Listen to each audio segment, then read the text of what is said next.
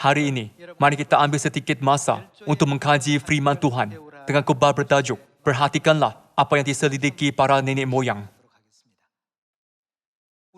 Dalam Perjanjian Lama dan Perjanjian Baru,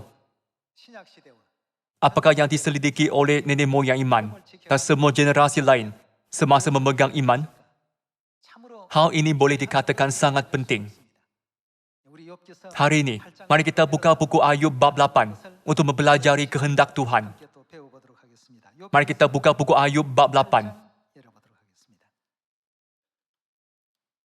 Bab 8 ayat 5 tertulis, "Tetapi engkau, kalau engkau mencari Tuhan dan memohon belas kasihan dari Yang Maha Kuasa, kalau engkau bersih dan jujur, maka tentu Ia akan bangkit demi engkau, dan Ia akan memulihkan rumah yang adalah hakmu. Maka kedudukanmu yang dahulu akan kelihatan hina, tetapi kedudukanmu yang kemudian akan menjadi sangat mulia." Bertanya-tanyalah tentang orang-orang zaman dahulu, dan perhatikanlah apa yang diselidiki para nenek moyang. Apakah yang diselidiki oleh para nenek moyang? Dari zaman Adam hingga zaman Yesus, dan sejak Yesus datang ke bumi hingga hari ini, yaitu zaman Roh Kudus. Apakah yang diselidiki oleh nenek moyang iman sepanjang hidup mereka? Antara banyak yang diselidiki oleh mereka, jika kita menyelidiki tentang Paskah, mari berfikir bahawa sama ada kita perlu berusaha untuk menyambut Paskah ataupun boleh mengabaikannya, kerana itulah hukum Perjanjian Lama dan tidak perlu disambut. Alkitab berkata, perhatikanlah apa yang diselidiki para nenek moyang. Apakah yang ingin diajarkan oleh Tuhan melalui nenek moyang, sehingga dia merekodkan firman ini dalam Alkitab? Mengenai hal ini, hari ini mari kita melihat buku Yosua bab 5 ayat 10. Bab 5 ayat 10 tertulis, "Sementara berkemah di Gilgal, orang Israel itu merayakan apa? Paskah pada hari yang ke-14 bulan itu, pada waktu petang di dataran Jericho." Umat Israel tinggal di padang gurun selama 40 tahun sebelum memasuki tanah Kanaan. Mereka disuruh sekali lagi untuk mempersiapkan Paskah yang tidak disambut. Tuhan menunjukkan sejarah sambut Paskah dan masuk ke tanah Kanaan melalui ramalan Yosua yang bagaikan bayangan. Untuk menunjukkan bagaimana kita menyambut Paskah sebelum masuk ke Kanaan rohani, yaitu kerajaan syurga. Yosua juga ialah salah seorang nenek moyang kita. Tuhan suruh kita memperhatikan apa yang diselidiki oleh para nenek moyang. Jadi antara banyak yang diselidiki oleh mereka, hari ini, mari kita fikirkan perayaan penting, Paskah.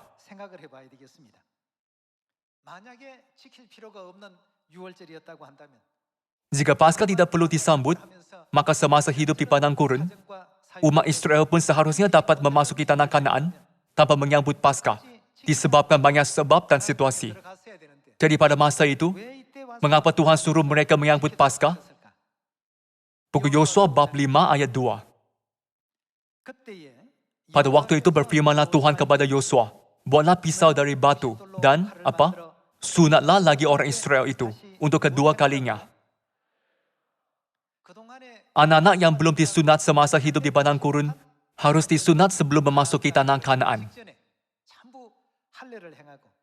Kini dalam Perjanjian Baru, bukankah sunat melambangkan baptisan? Apakah yang ingin dilakukan oleh mereka selepas sunat?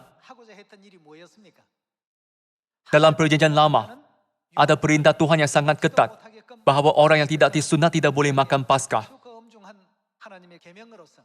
Walaupun seseorang teringin menyambut Paskah, dia tidak boleh menyambutnya tanpa disunat. Mengapa Tuhan buka pintu Kanaan melalui Paskah dan buat para nenek moyang bersedia untuk memasuki Kanaan melalui Paskah? Bahagian ini tidak boleh diabaikan. Inilah bahagian penting nenek moyang yang harus kita perhatikan. Jika tidak perlu menyambut Paskah, apakah sebab mereka mesti menyambut apa yang tidak disambut dahulu?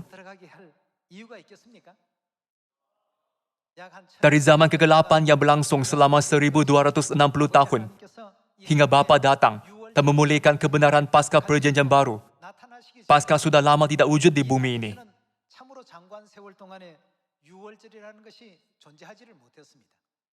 Melalui ramalan zaman Musa, Tuhan menunjukkan bahawa kita akan lama tidak menyambut Paskah. Jika memasuki tanah Kanaan tanpa menyambut Paskah adalah benar, Tuhan sepatutnya bimbing mereka ke situ tanpa suruh mereka menyambutnya, bukan? Namun, mereka disunat dan menyambut Paskah menurut perintah Tuhan. Lalu, apabila mereka mengelilingi Jericho sebanyak 7 kali dan bersorak, Israel diberi kemenangan, bukan? Jadi buku Ayub bab 8 ayat 8 tersurat, perhatikanlah apa yang diselidiki para nenek moyang. Pikirkanlah, dengan jenis iman apa nenek moyang mematuhi kehendak Tuhan, serta mengikut kehendaknya dengan taat.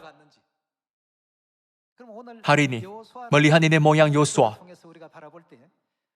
adakah Paskah ketetapan Tuhan yang perlu diabaikan? Bukankah ini perintah Tuhan yang mesti dipatuhi dan kebenaran yang tidak boleh diabaikan? Bukan itu sahaja. Mari kita lihat apa yang dibuat oleh Musa. Mari kita lihat buku Keluaran, bab 12 ayat 10. Untuk membebaskan umat Israel dari Mesir, yaitu tanah perhambaan dan kesusahan, Tuhan mengizinkan perayaan suci Paskah. Itulah kali pertama dia mengisytiharkan nama Paskah kepada umat Israel. Bab 12 ayat 10. Janganlah kamu tinggalkan apa-apa dari daging itu sampai pagi. Apa yang tinggal sampai pagi, kamu bakarlah habis dengan api. Dan beginilah kamu memakannya.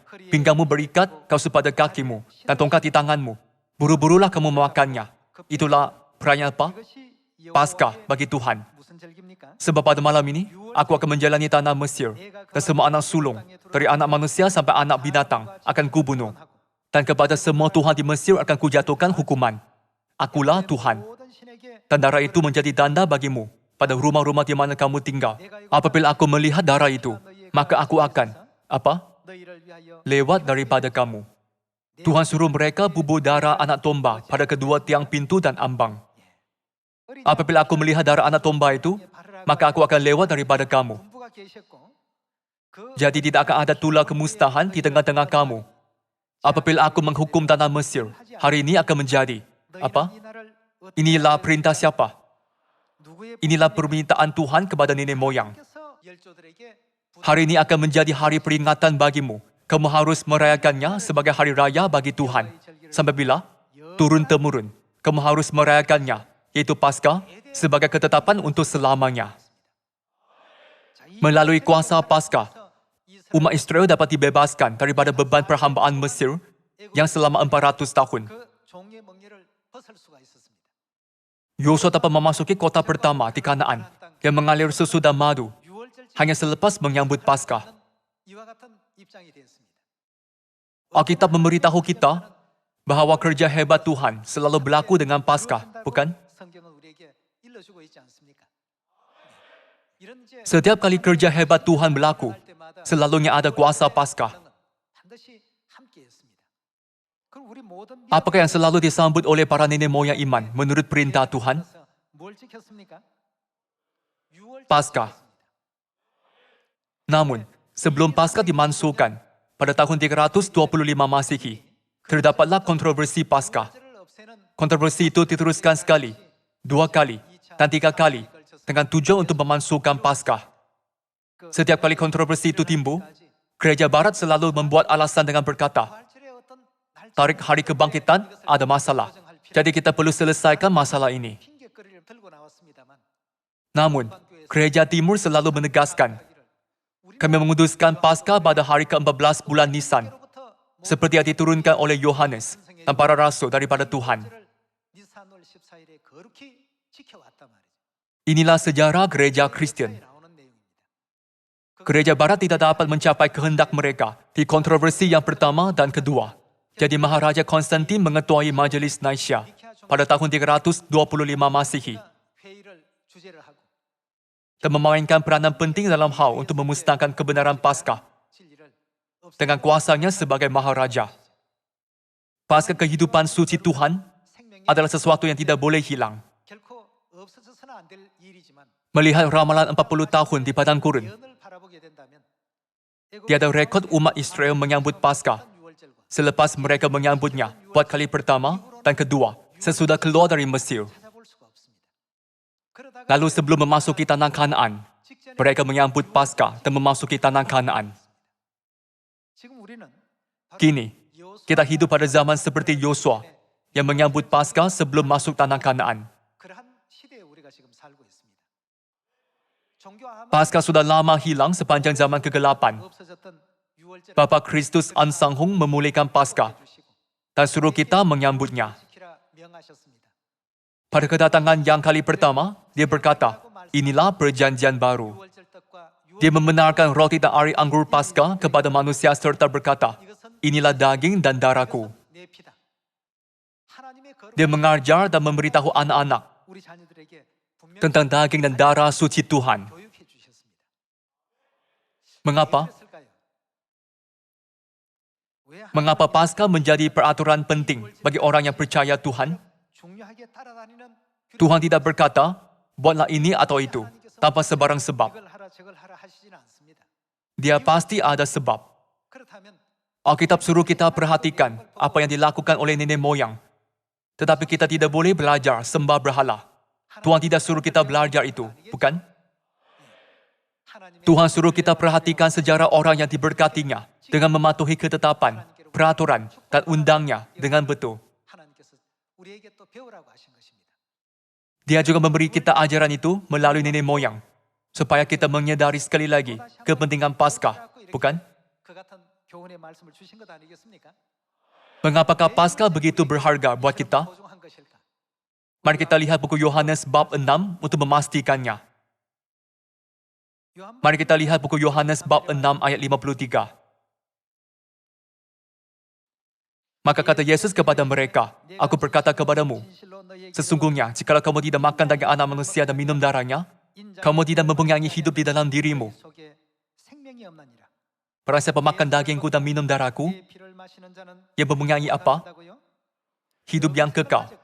Dan aku akan membangkitkan dia pada akhir zaman. Sebab dagingku adalah benar-benar makanan, dan darahku adalah benar-benar minuman. Barang siapa makan dagingku dan minum darahku, ia tinggal di dalam aku, dan aku di dalam dia. Sama seperti Bapa yang hidup mengutus aku, dan aku hidup oleh Bapa, demikian juga barang siapa yang memakan aku, akan hidup oleh aku. Yesus berkata, jikalau kamu tidak makan daging anak manusia dan minum darahnya, kamu tidak mempunyai hidup. Jika kamu makan dan minum, kamu ada hidup. Bagaimanakah kita memenuhi kehendaknya?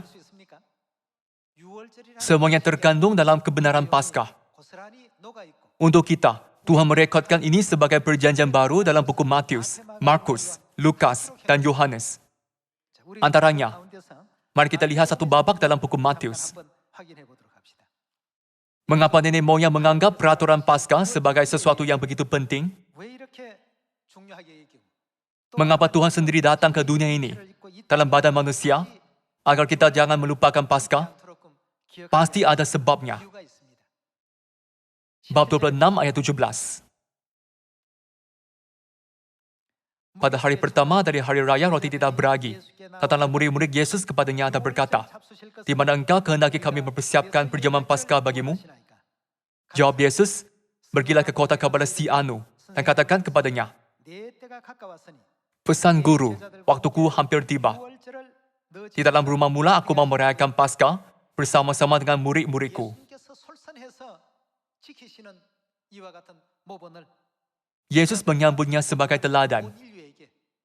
Dengan demikian, dia menegaskan dan menyohamkan murid-murid serta semua manusia kini bahwa Paskah mesti disambut. Dia tidak berkata, aku tidak akan merayakan Paskah di rumahmu, bukan? Dia memang berkata, mahu merayakannya. Aku mahu merayakan Paskah bersama-sama dengan murid-muridku. Lalu murid-muridnya melakukan seperti yang ditugaskan Yesus kepada mereka dan mempersiapkan Paskah. Kalau begitu, apakah benda berharga yang disimpan oleh Tuhan dalam Paskah? Mari kita lihat ayat 26. Dan ketika mereka sedang makan, Yesus mengambil roti, mengucap berkat, memecah-mecahkannya lalu memberikannya kepada murid-muridnya dan berkata, ambillah, makanlah. Inilah apa? Roti Paskah ialah tubuhku. Sesudah itu ia mengambil cawan. Cawan itu mengandungi apa? Air anggur Paskah. Mengucap syukur lalu memberikannya kepada mereka dan berkata, minumlah kamu semua dari cawan ini. Sebab inilah darah siapa? Darahku, darah perjanjian yang ditumpahkan bagi banyak orang untuk pengampunan dosa.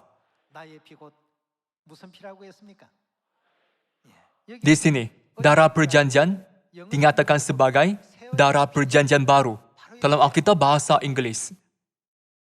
Melalui semua ini, bukankah Tuhan memberitahu kita di mana Dia memeteraikan dan menjanjikan daging serta darahnya yang suci dan berharga?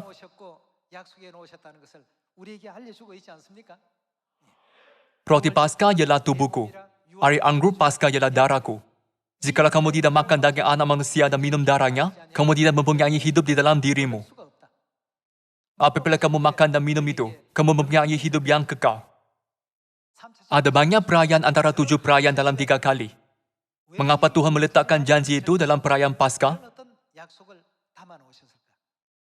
Ini ialah perkara yang sangat penting. Fikirkanlah peristiwa dalam kehidupan Yesus, Yosua, dan Musa. Boleh dikatakan bahawa Paskah berperanan sebagai batu loncatan yang membimbing kita kepada Tuhan pada setiap zaman.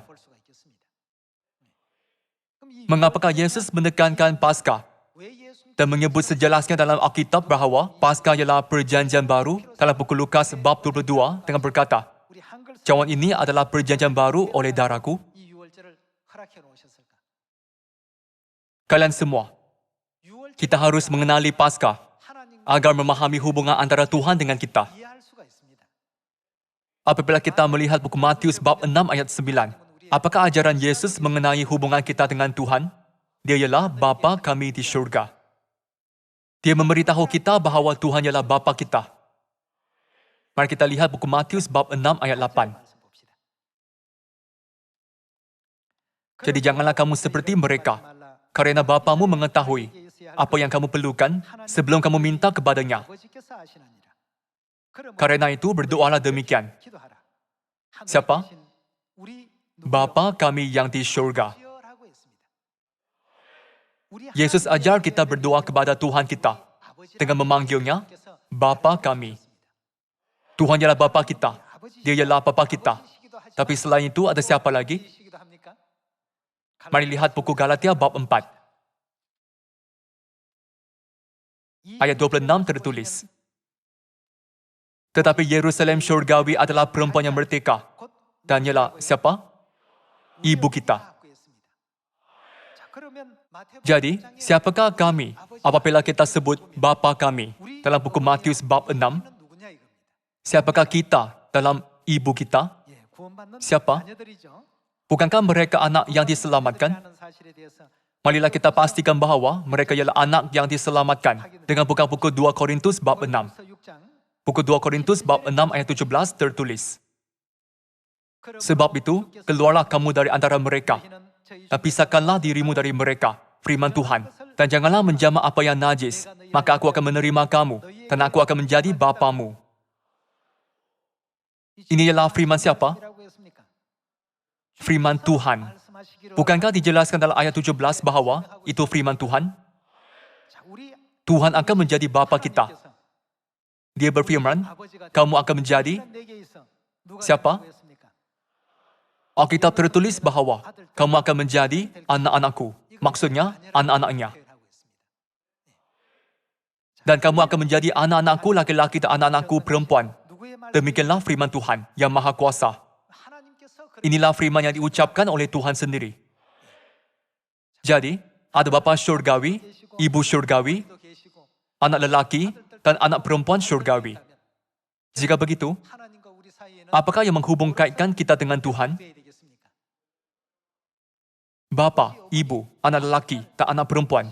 Bukankah ini hanya gelaran yang digunakan dalam keluarga?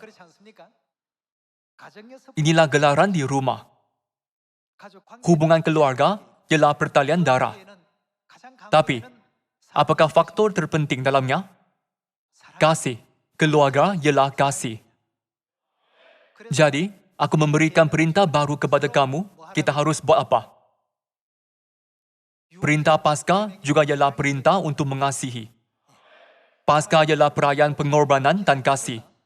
Tuhan mengorbankan tubuhnya yang kudus dan memberi anak-anak daging serta darahnya. Akhirnya, apakah perayaan yang ditetapkan oleh Tuhan sejak penciptaan dunia? Kalian semua. Itulah Paskah. Jadi, apa yang terjadi jika kita tidak menyambut Paskah? Yesus berkata, engkau tidak mendapat bahagian dalam aku. Jika kamu tidak basuh kakimu pada Paskah, serta tidak makan roti dan minum air anggur, kamu tidak mendapat bahagian dalam aku. Jika kamu berkata, tidak perlu menyambutnya, kamu dan aku tidak berkaitan, bukan? Seperti ini, dari perjanjian lama hingga perjanjian baru, dan dari zaman perjanjian baru hingga zaman Roh Kudus, kebenaran kita mengandungi Paskah. Kebenaran hidup yang disebut Paskah telah disambut selama 300 tahun selepas Yesus naik ke syurga. Namun akhirnya, Paskah disetujui untuk dimansuhkan di Majelis Nisea. Ini bukanlah pemansuhan satu sistem semata-mata. Tapi apa yang terjadi pada pertalian darah Tuhan dengan kita, anak di syurga dan di bumi, terputus. Jadi, dia datang ke bumi ini buat kali kedua dalam badan untuk membawa keselamatan kepada orang yang menantikannya, bukan? Ada orang berkata, Paskah hanyalah upacara makan roti dan minum air anggur pada senja hari ke-14 bulan pertama dan mengadakan upacara pembasuhan kaki. Sama sekali tidak. Disebabkan kepentingan rohani yang mendalam, syaitan sedaya upaya cuba memusnahkan pertalian darah antara Tuhan dan anak-anak dengan memusnahkan Paskah. Banyak gereja yang kini tidak menyambut Paskah perjanjian baru akan dihakimi oleh Tuhan apabila dia membawa penghakiman terakhir pada hari terakhir. Dalam buku Matius bab 7, ada orang akan berkata, bukankah kami bernubuat mengusir syaitan dan melakukan banyak mukjizat demi namamu? Apakah jawaban Yesus? Aku tidak pernah mengenal kamu. Enyahlah daripadaku, kamu sekalian pembuat kejahatan. Inilah firman yang akan disampaikan oleh Yesus pada masa penghakiman terakhir. Jadi, siapa akan disuruh masuk ke kerajaan syurga? Mari lihat satu lagi ayat dalam buku Roma bab 8. Bab 8 ayat 16. Roh itu bersaksi bersama-sama dengan roh kita bahwa kita adalah anak-anak siapa? Anak-anak Tuhan. Dengan apa Tuhan bersaksi bahwa kita ialah anak-anaknya? Dalam kita ada Roh Kudus. Itulah buktinya. Apalagi dalam kita, Tuhan letakkan janjinya. Kita ada roti dan air anggur Paskah serta perjanjian baru, yaitu janji suci Tuhan, bukan? Kita ada daging dan darah Tuhan. Bagaimana kita ada daging dan darah ibu bapa, tetapi bukan anak mereka? Itu adalah mustahil. Kini, meskipun ada orang cuba menolak, ujian DNA memang dapat memastikan siapa ibu bapamu. Namun, apakah yang dilakukan oleh Tuhan yang lebih tepat, maha mengetahui dan maha kuasa daripada penguji DNA? Tuhan sendiri bersaksi bahwa kita ialah anaknya. Dengan apa? Dengan melihat daging dan darah Tuhan yang berada dalam mereka. Tuhan bersaksi dengan sejelasnya, akulah bapamu dan kamu ialah anak-anakku. Akulah ibumu dan kamu ialah anak-anakku. Jadi mulai sekarang, apakah harapan kita sebagai anak syurgawi yang dalam perlumbaan iman? Teruskan dengan ayat 17. Dan jika kita adalah anak, maka kita juga adalah siapa? Ahli waris kerajaan syurga. Ahli waris, maksudnya orang-orang yang berhak menerima janji-janji Tuhan, yang akan menerimanya bersama-sama dengan Kristus. Yaitu jika kita, sementara bagaimana di bumi ini, menderita bersama-sama dengan Dia, supaya kita juga dipermuliakan bersama-sama dengan Dia. Sebagai anak syurgawi, kita perlu berasa bangga kerana mengalami semuanya itu. Mari lihat ayat 18. Sebab aku yakin bahwa penderitaan zaman sekarang ini, bagaimana? Dia dapat dibandingkan dengan kemuliaan yang akan dinyatakan kepada kita. Memandangkan sama sekali tidak dapat dibandingkan, atasilah situasi sekarang yang sementara dan menang. Inilah ajaran suci yang diberikan oleh Tuhan. Untuk memutuskan hubungan Tuhan dengan anak-anaknya, syaitan memasukkan semangat khianat dan semangat berontak dalam kita di syurga. Namun, Tuhan datang ke bumi dalam baju badan dan mati untuk kita. Dia sendiri mendidik anak-anak dan mengajar kita. Bapa dan ibulah yang membawa kebenaran kehidupan perjanjian baru melalui Paskah. Tuhan sedang memimpin kita ke kerajaan syurga dengan memberitahu kita semua misteri syurga ini. Bapa memulihkan semua hukum kebenaran yang telah dimusnahkan dan mengisytiharkan semua hukum Sion yang boleh menyelamatkan kita. Kita harus amalkan semua ajaran itu sambil mematuhi jalan Bapa dan jalan yang dibimbing oleh Ibu, serta bekerja sungguh-sungguh dengan sukacita. Mari kita lihat satu ayat lagi, ayat 12. Jadi, saudara-saudara, kita adalah orang berhutang, tetapi bukan kepada daging, supaya hidup menurut daging. Sebab jika kamu hidup menurut daging, apa akan terjadi? Jika anak-anak syurgawi yang mewarisi darah Tuhan yang berharga dan tubuhnya yang kudus, hidup menurut sifat dosa, apakah akibatnya? Kamu akan mati. Tetapi jika oleh roh, kamu mematikan perbuatan-perbuatan tubuhmu, kamu akan hidup. Semua orang yang dipimpin roh Tuhan adalah anak Tuhan. Sebab kamu tidak menerima roh perbudakan yang membuat kamu menjadi takut lagi. Tetapi kamu telah menerima roh yang menjadikan kamu anak Tuhan. Oleh roh itu kita berseru, Ya Aba, Ya Bapa. Roh itu bersaksi bersama-sama dengan roh kita bahwa kita adalah anak-anak Tuhan. Dengan apa dia bersaksi? Buku 1 Yohanes bab 5 tertulis, kami menerima kesaksian manusia, tetapi kesaksian Tuhan lebih kuat. Dan inilah kesaksian itu. Tuhan telah mengaruniakan apa kabar kita? Hidup yang kekal ialah buktinya. Jika kita bukan anak Tuhan, kita tiada gen kehidupan kekal.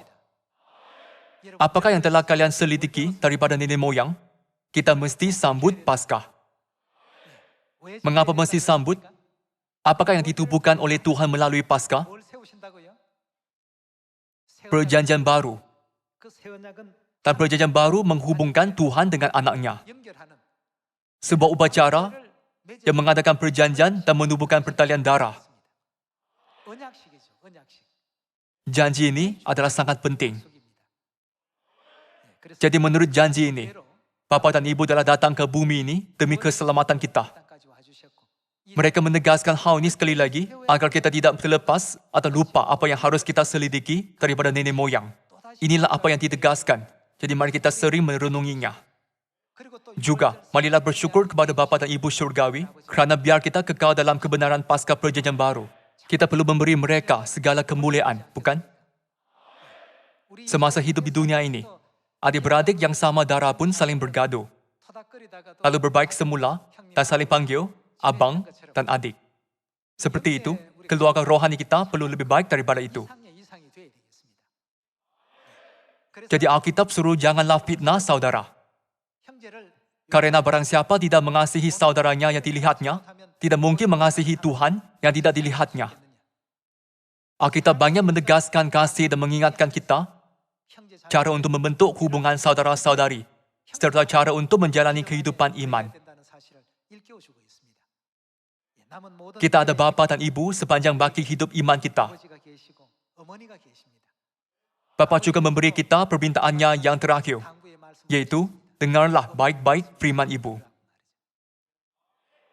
Kita anak harus terima dan patuh semua ajaran ibu dengan kasih, yaitu semua ajaran kasih ibu untuk anak-anaknya.